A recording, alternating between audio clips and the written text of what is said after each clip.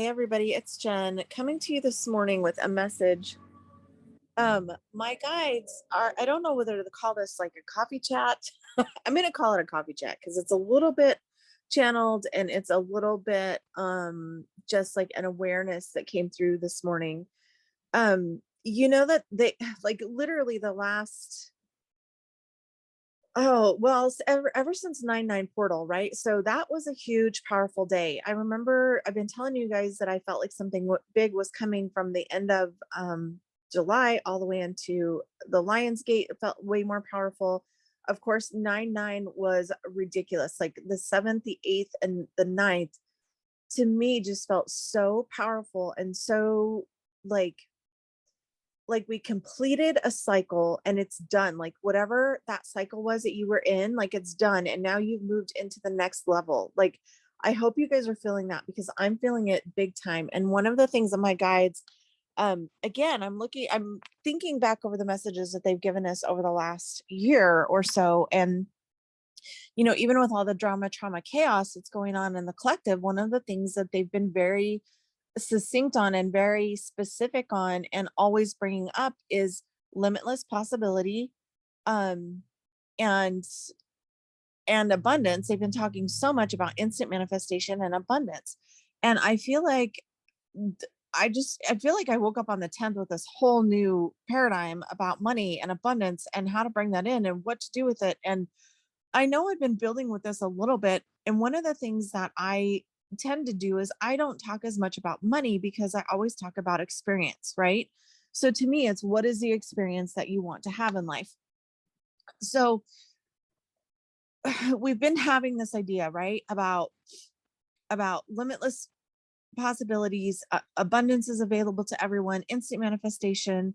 And they're asking me to go even deeper now into this work, into the idea of divine prosperity and understanding that it was funny because this morning what came through was working your fingers to the bone is no longer the way to get to the top. Like I think that is something that we all know. Like think about growing up and getting climbing the ladder, all that kind of stuff. It was all about work and sacrifice, and especially for women like me growing up, the women that I knew, and even in the movies and stuff, like the women that were um successful, like gave up everything, right? Like they were working all the time, they never saw their kids, like, and that was kind of how things were supposed to be. And that what my guides are saying is this morning I was making notes and it was like this is a 3D paradigm that needs to be shifted, and I wrote shifted, and they're like no, it doesn't even need to be shifted, it needs to be shattered.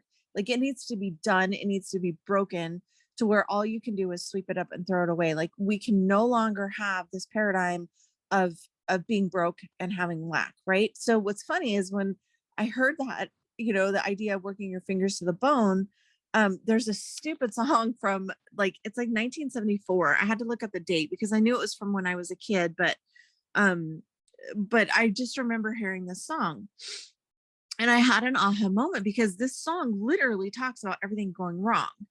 And it's funny because if you listen to some of the music, and especially you guys, I'm a country girl, right? So I've listened to a lot of country music, and it's like how many of the songs that we listen to really are about that, right? It's about lack, about poverty, about not having enough. And there's this weird, almost like I want to say it's like there's this being proud of being broke. Like, yeah, I have to work hard for my money. I don't have a silver spoon. Like that kind of stuff is what I'm feeling this morning. And it's like this um dysfunctional kind of humbleness that isn't healthy. Okay. So then my guides are going back into the idea of like the unhealthy, breaking the dysfunctional human condition, right? So obviously I'm a spiritual teacher, and I remember when I first started this, like back in the past, I would get people who wanted to develop their spiritual gifts, and that was one of the things that I really taught on a lot. But they would get so frustrated because when it would come up to their mindset, they didn't want to do it. They're like, no, that's not, I don't want to do mindset work.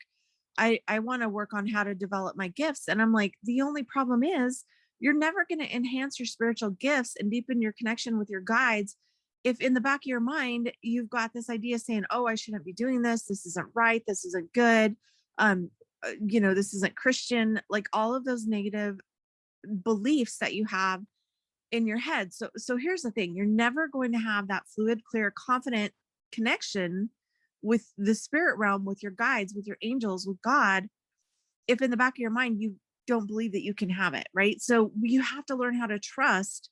And part of the trust is getting past the mindset, right? So the other thing is too, when we're working with mindset, it doesn't matter if it's your spiritual gifts or if it's money or if it's success in your job or relationships or whatever it is that you're doing. You have to start with the beliefs first, right?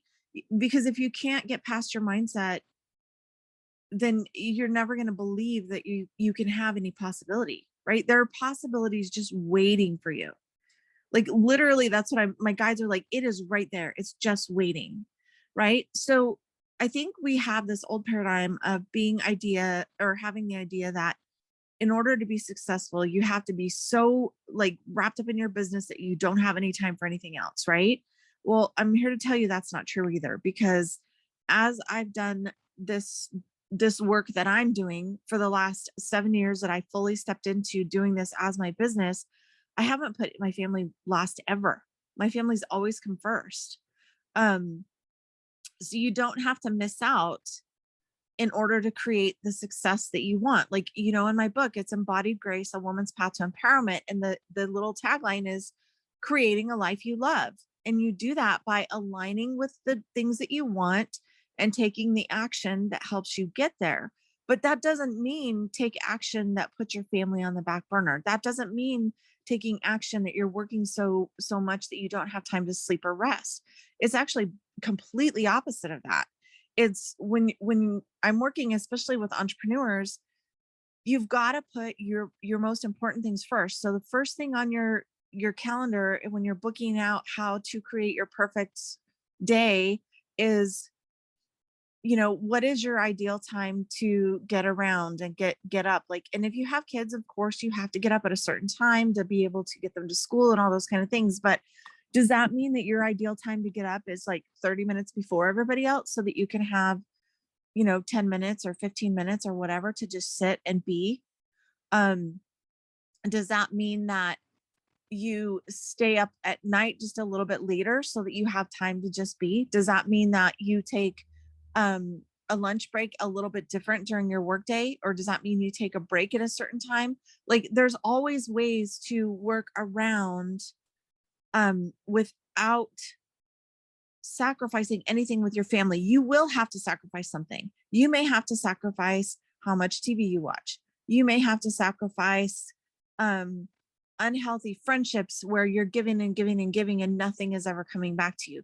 You may have to sacrifice by putting up healthy boundaries and not doing the things that you don't like to do or that you only do because you feel guilty. So letting go of the things that you have to do and the sacrifices you have to make are not necessarily bad.